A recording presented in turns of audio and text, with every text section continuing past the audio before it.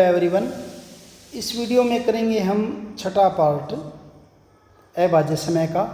अब तक हम 5 वीडियो इसके बना चुके हैं, 5 पार्ट कर चुके हैं इसके। अब करते हैं छठा पार्ट इसका। और छठे पार्ट में हम यहाँ तक कर चुके हैं, यहाँ तक कर चुके थे। अब करते हैं 5.4 अभाज्य गुणनखंड। दो संख्याओं की सह अभाज्यता की जांच करना कि कोई दो संख्याएं सह अभाज्य हैं या नहीं है। कैसे है? शिक्षक, क्या 56 और 63 सह अभाज्य हैं? अंश और गुणा दोनों कहते हैं। यदि उनका सार्वगुणनखंड संख्या 1 से अलग हो, 1 के अलावा कोई सार्वगुणनखंड अगर उनका आ जाए तो वे सह अभाज्य नहीं होंगे, यानी 1 के अलावा कोई भी आ जाए। आइए जांच करते हैं। अंशु, मैं लिख सकता हूँ 56 बराबर 14 गुणे 4 और 63 बराबर 21 गुणे 3। इस प्रकार 14 और 4 संख्या 56 के गुणनखंड हैं। इसी प्रकार 21 और 3 संख्या 63 के गुणनखंड हैं। अतः इनके कोई उभयनिष्ठ गुणनखंड नहीं है और ये आपकी क्या है? सह अभाज्य संख्याएं हैं। गुणा, रुको, वो 56 क्या करती है? 7 गुणा 8 और 63 करती है 9 गुणा 7 भी लिख सकता हूँ। यानी अब इन दोनों के अंदर कॉमन क्या आ गया? 7 आ गया। हम देख सकते हैं कि 7 दोनों संख्याओं का गुणनखंड है। अतः ये दोनों संख्याएं क्या हैं? सह अभाज्य नहीं है। इसने तो कह दिया कि यहाँ 14 गुणे 4 है और 21 गुणे 3 है, कुछ भी कॉमन नहीं है तो सह अभाज्य है। और इसने कह दिया कि यहाँ दोनों के अंदर 7 आ रहा है, जो कि देख सकते हैं कि दोनों संख्याओं का गुणनखंड है। अतः दोनों क्या हैं? सह अभाज्य नहीं है। एक ने कह दिया सह अभाज्य, एक ने मना कर दिया। स्पष्ट रूप से गुणा सही है क्योंकि 7 एक सार्वगुणनखंड है। लेकिन अंशु ने गलती कहाँ कर दी?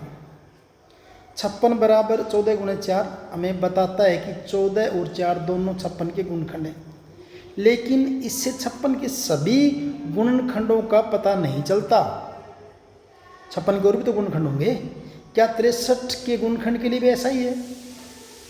एक अन्य उदाहरण 80 और 63 का लेते हैं। दोनों संख्याओं का गुणनखंड निकालने के अनेक तरीके हो सकते हैं। जैसे अगर हम 56 के गुणनखंड की बात करें, 56 के ऊपर वाले पहले 56 के गुणनखंड क्या है? 1 है, 2 है, फिर 3, 4, 4 के बाद क्या है? फिर 7, 7 के बाद क्या है? 14, 14 के बाद फिर क्या आपका 28 और फिर क्या है? 56। और दूसरा क्या आपका 63, 63 के गुणनखंड 1 है, 3 है, और उसके बाद 7 है, उसके बाद 9 है, उसके बाद क्या है? 21 है, उसके बाद क्या है? 63 है। तो इन दोनों के अंदर क्या है? 7 क्या है? कॉमन आ गया ना, 1 के अलावा। 1 के अलावा कुछ और कॉमन आ गया है, सारे गुणनखंड आ गए हैं, इसलिए कि आपकी ये सह अभाज्य संख्याएँ नहीं है। ऐसे ही इसने 80 के लिए कहा है। 80 और 63 की बात करते हैं।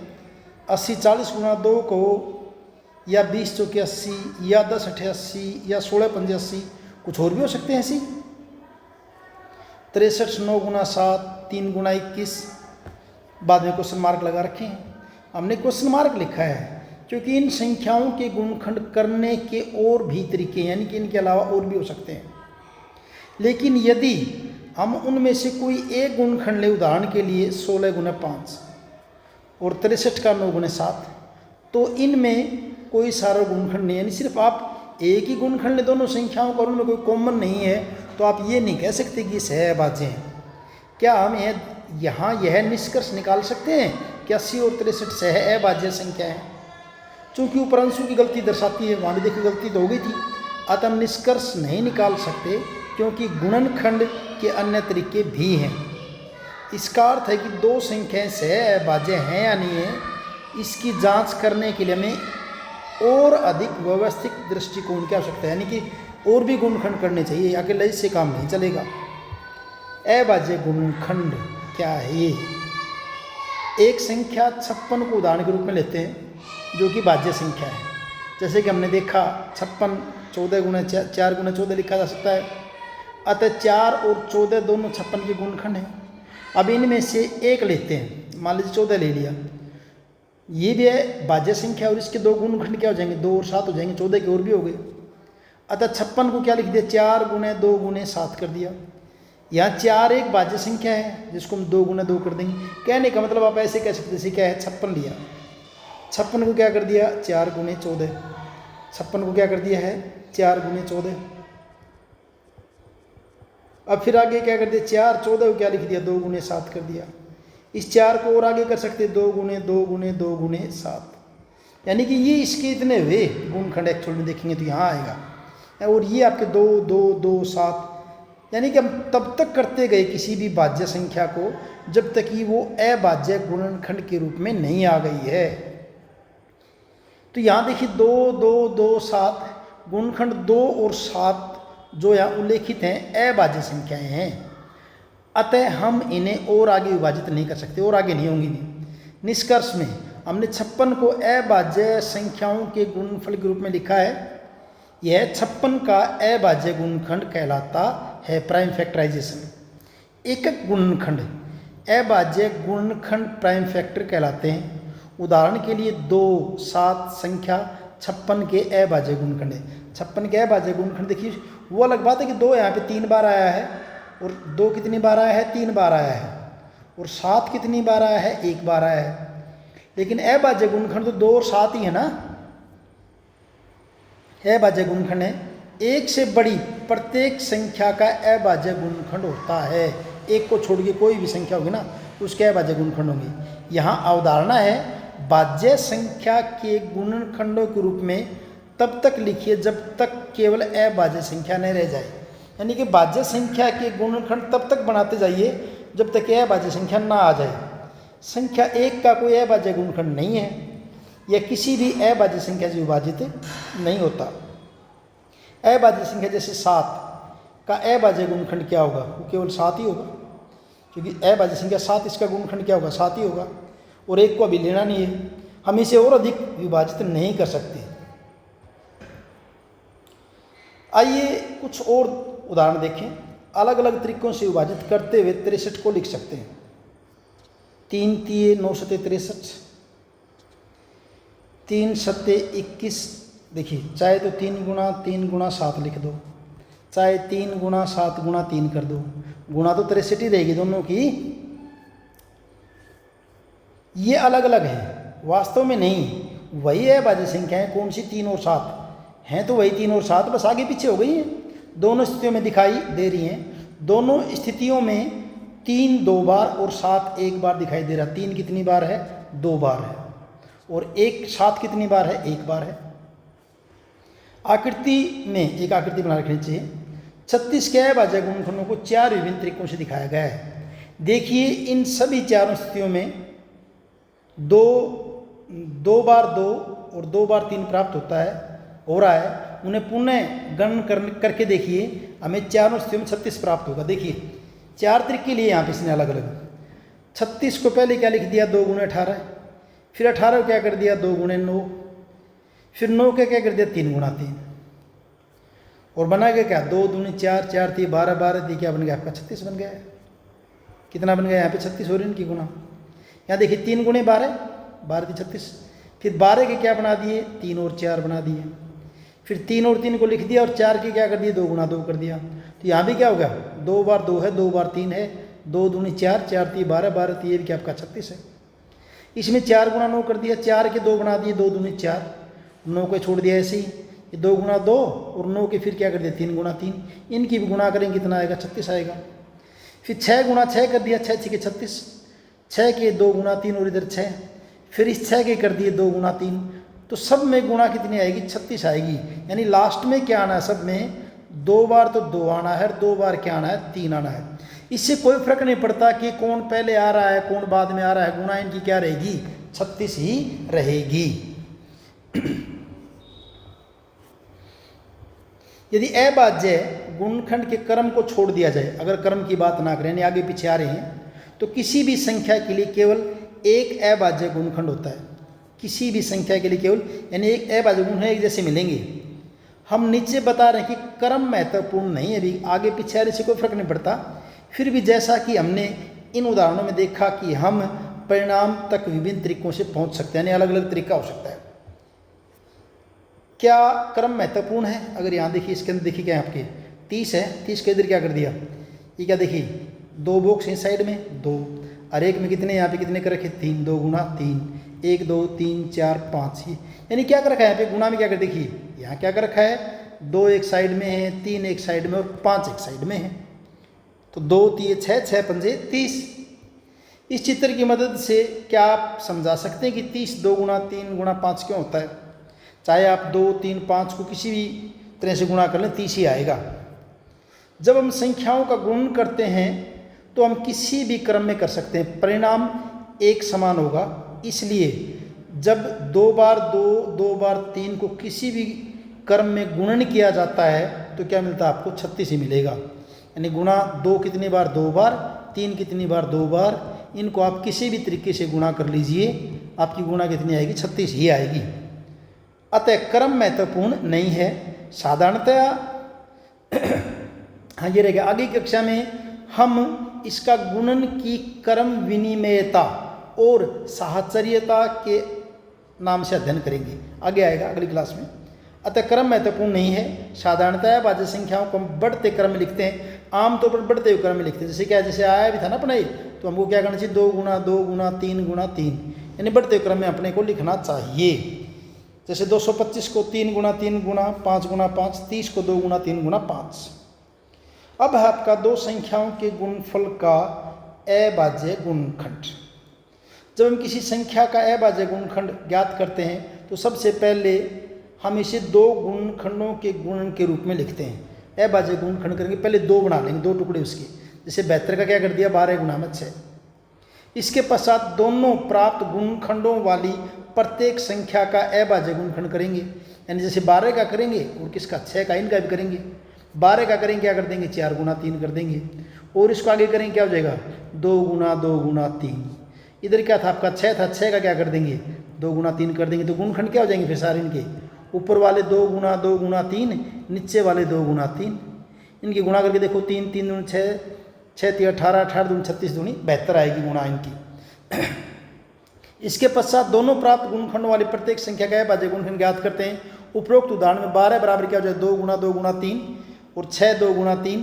क्या अब आप 72 का अभाज्य गुणनखंड बता सकते हैं? तो 72 के अभाज्य गुणनखंड क्या बनेंगे, देखिए यहाँ पे 72 के अभाज्य गुणनखंड 12 का क्या कर दिया पहले आपने 12 गुणे 6, 12 को क्या लिख दिया 2 दूनी 4 3 12, और 6 को क्या लिख दिया 2 गुना 3।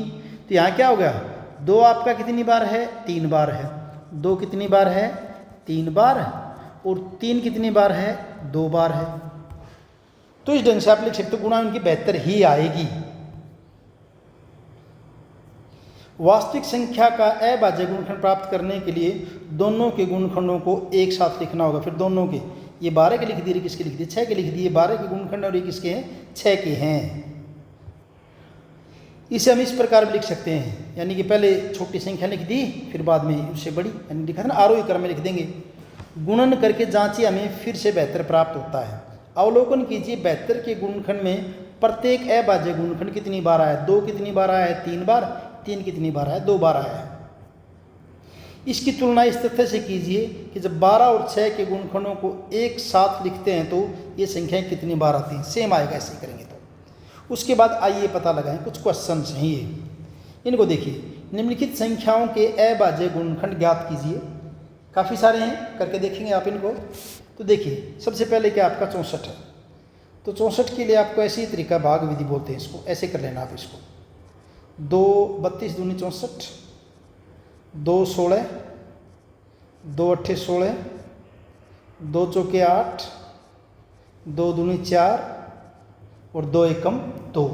तो यानी कि 64 के जो गुणनखंड लिखेंगे आप वो क्या हो जाएंगे आपके 1 2 3 4 5 6, 2 है 6 बार भाई, 1 2 3 4 5 6, ये हो जाएंगे गुणनखंड आपके इसके 64 के गुणनखंड हो जाएंगे। ऐसे 64 के गुणनखंड हो जाएंगे, एक को नहीं लिखेंगे, एक को नहीं लिखेंगे। उसके बाद अगला आपका क्या है 105, 105, 105 को कीजिए ऐसे, 5 1 6 3 पे जाएगा, 3 3 9, 3 5 15, फिर जाएगा आपका 3 पर जाता किस पर जाएगा 5 पर जाएगा, फिर 7 एकम 7। तो 105 के गुणनखंड आपके क्या हो जाएंगे, 3 गुणे 5 गुणे 7, 105 का हो गया। उसके बाद आपका क्या है 243। 243 को यहाँ कर देता हूँ, देखिए 243 पहले करिए 3 पर, 3 अट्ठे 24, 3 एकम 3, फिर 3 से करेंगे 27 3 81, फिर 3 से करेंगे 3 निम 27, फिर 3 तीनों भाग कर रहे हैं भी है 3 एकम 3। तो 243 के गुणनखंड क्या हो जाएंगे, 3 कितनी बार है, 1 2 3 4 5 बार, 1 2 3 4 और 5 बार।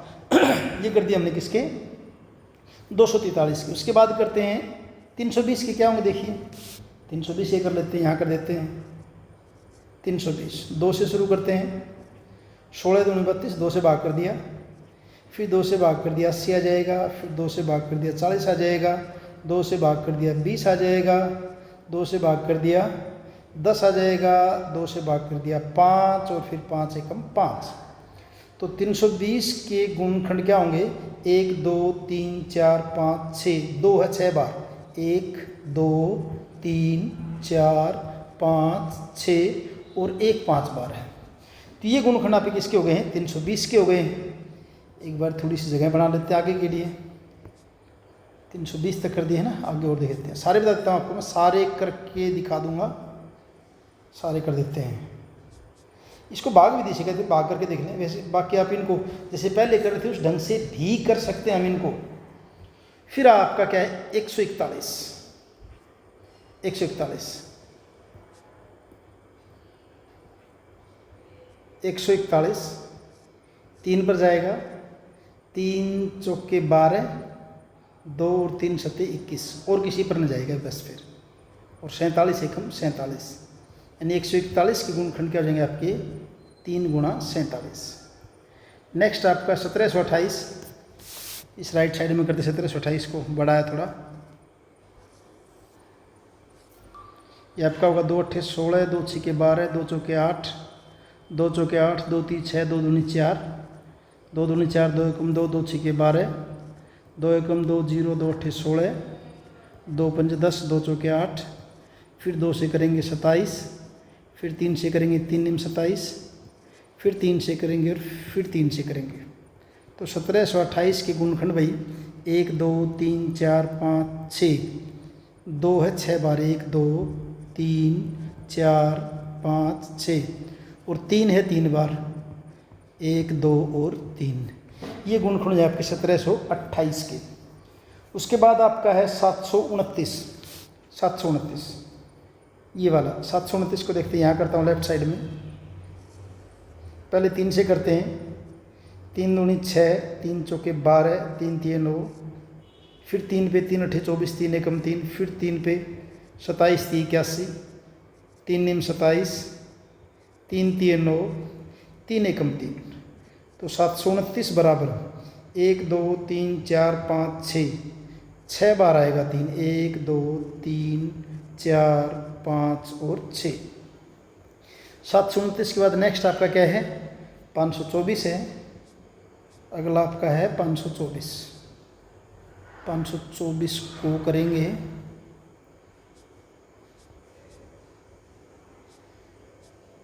524।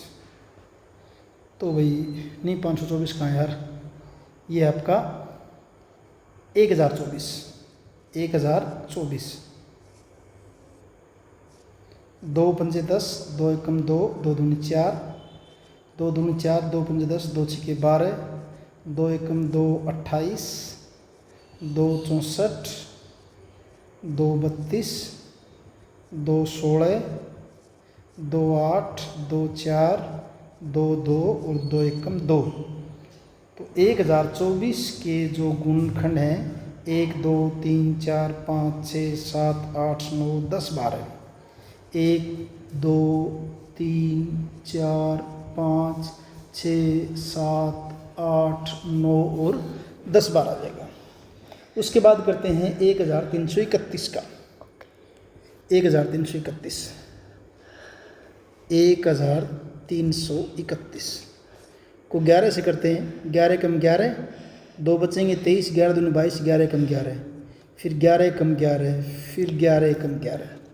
तो तो 1331 के गुणनखंड हो जाएंगे 11 गुणा 11 गुणे 11। उसके बाद 1000 है, उसके बाद आपको 1000 का करना है। 1000 को पहले तो वही भाग विधि बता रही, भाग विधि से कहते हैं इसको। 1000 2 से करिए 500, फिर 2 250, 2 125, 5 25, 5 5 और 5 एकम 5। तो 1000 के गुणनखंड क्या हुए आपके 1 2 3, 2 कितनी बार है 3 बार, 5 कितनी बार है 3 बार। ये हो जाएंगे आपके 1000 के गुणनखंड इस ढंग से हो जाएंगे। दूसरा, किसी संख्या के अभाज्य गुणनखंड में 1 कितनी बार है 2 बार है। 1 बार 2 यानी 1 बार 2, 2 1 बार है, 1 बार 2, 2 बार 3, 2 बार कितना है 3, और 1 बार क्या है 11, 1 बार 11। तो वह संख्या क्या होगी, इनकी गुणा कर दीजिए, इनकी गुणा कर दीजिए। 2 3 6, 6 3 18, और इधर क्या आपका 33। तो ये इसको कर 6 और 11 3 क्या हो जाएगा 33। 2 3 6 और 11 3 33 से इनकी गुणा करेंगे। 6 3 18, 6 3 18 और 1 19, यानी कि 198 जो है संख्या के अगर अभाज्य गुणनखंड करेंगे तो उनमें 1 बार 2 आएगा, 2 बार 3 आएंगे और 1 बार क्या आएगा आपका 11 आएगा। अगला क्वेश्चन, 30 से छोटी ऐसी 3 अभाज्य संख्याएं बताइए जिनका गुणनफल क्या हो 1955 हो। 30 से छोटी हो और अभाज्य गुणनखंड बताने हैं जिनका गुणनफल कितना है 1955। तो आप पहले 1955 की गुणनखंड करके देख लीजिए। मैं लेफ्ट साइड में कर रहा हूँ 1955। पहले भाग कीजिए इसको 5 से, 5 से भाग करेंगे, 5 3 15, 4 और 45, 5 9 45, 5 एकम 5। फिर आप चेक करते जाओगे सीधा जाएगा 17 पर भाग होगा अभी ये, और किसी से नहीं होगा बीच में। और 17 से भाग करोगे 17 दूनी 34, 17 3 51, और फिर क्या हो जाएगा आपका 23 एकम 23। तो 1955 जो है ये वाला 1955 को 3 अभाज्य संख्याएं कौन कौन सी बनेंगी आपकी 5 गुणे 17 गुणे 23। इनकी गुणा करेंगे तो क्या बनेगी आपकी 1955 बनेगी। चौथा क्वेश्चन, फोर्थ, बिना गुणा के निम्नलिखित संख्याओं के गुणनखंड ज्ञात कीजिए, गुणा किए बगैर। पहले किसका करना है 56 का और 25 का। मैं यहाँ ऊपर कर रहा हूँ राइट साइड में 56 गुणे 25। गुणा किए बगैर गुणनखंड बताना है। तो देखिए 56 को क्या लिख सकते हो आप 8 गुणे 7, और 25 को क्या कर दो 5 गुणे 5। फिर 8 को आगे और क्या कर सकते हो 4 गुणे 2 गुणे 7, और इसको क्या करें 5 गुणा 5। आगे तो आएगा नहीं, जब तक भाज्य संख्या उसको अभाज्य में तोड़ना है। फिर 4 है, 4 का क्या कर दिया 2 दूनी 4, आगे 2 गुणे 7 गुणे 5 गुणे 5। तो ये हो जाएंगे इनके अभाज्य गुणनखंड। कब तक करते जाएंगे, जब तक भी कोई भाज्य संख्या बची रहेगी इसको तब तक हम करते जाएंगे। नेक्स्ट आपका 108 और 108 गुना 75। 108 गुना क्या है 75। 108 को आप क्या कर दीजिए पहले 2 गुना 54 कर दीजिए। कुछ भी सोच ले अपने मन में, उनको अभाज्य संख्या के अंदर छोड़ना तब तक करते जाना जब तक अभाज्य ना आ जाए। 75 को 3 गुना 25। अब 2 तो अभाज्य आ गई, 54 नहीं है अभाज्य, तो 54 को क्या कर दें 2 गुणे 27 कर दूँ। फिर 3 है, 25 को क्या कर दूँ 5 गुणे 5। अब यहाँ 27 एक ऐसी संख्या बच गई जो आपकी क्या है भाज्य है। तो 27 को क्या कर दें 3 3 9 3 27 गुणा 3 गुणा 5 और गुणा 5। ये इसकी क्या हो जाएंगे अभाज्य गुणनखंड हो जाएंगे। फिर अगला आपका 1000 गुणे 81। 1000 गुणा 81 इसको देखते हैं। 1000 को आपकी मर्जी कैसे करो, 4 गुणा 250 कर दूँ 1000 हो जाएगा। 81 को 9 गुणा 9 कर देता हूँ। आप 3 गुणा 27 भी कर सकते हो, फिर भी वही आंसर आएगा। 4 के गुणनखंड कीजिए क्या हो जाएंगे 2 गुणे 2, और 250 को क्या कर लें 2 गुणा 125 कर दें। 9 का क्या कर दें, 3 गुणा 3 कर दें, दूसरे 9 का भी 3 गुणा 3 कर दें। आगे चलिए 2 गुणे 2 गुणे 2, 125 के 3 गुणनखंड हो जाएंगे भी, 5 गुणा 5 गुणा 5, 5 पंजे 25, पंजा 125, और आगे 3 गुणा 3 गुणा 3 गुणा 3। तो इस ढंग से सबके क्या हो गए हैं, अभाज्य गुणनखंड हो गए हैं।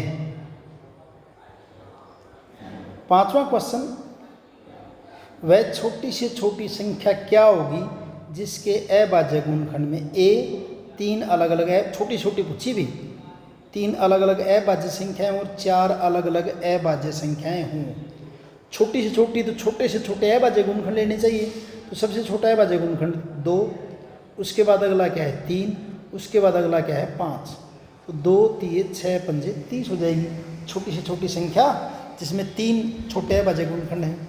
अगर 4 करने हैं अभाज्य गुणनखंड तो क्या कर देंगे, 2 3 5 तो रहेंगी, 5 के बाद अगर अभाज्य गुणनखंड क्या आपका 7, उनकी गुणा करेंगे तो क्या हो जाएगा आपका 210।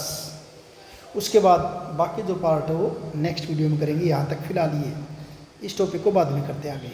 इसमें क्या पढ़ाएंगे, अभाज्य गुणनखंड संख्याओं के अध्ययन के लिए एक मौलिक आवश्यकता है। आइए 2 उपयोगी विधियों पर चर्चा करें, इनके बारे में अगली वीडियो में करेंगे।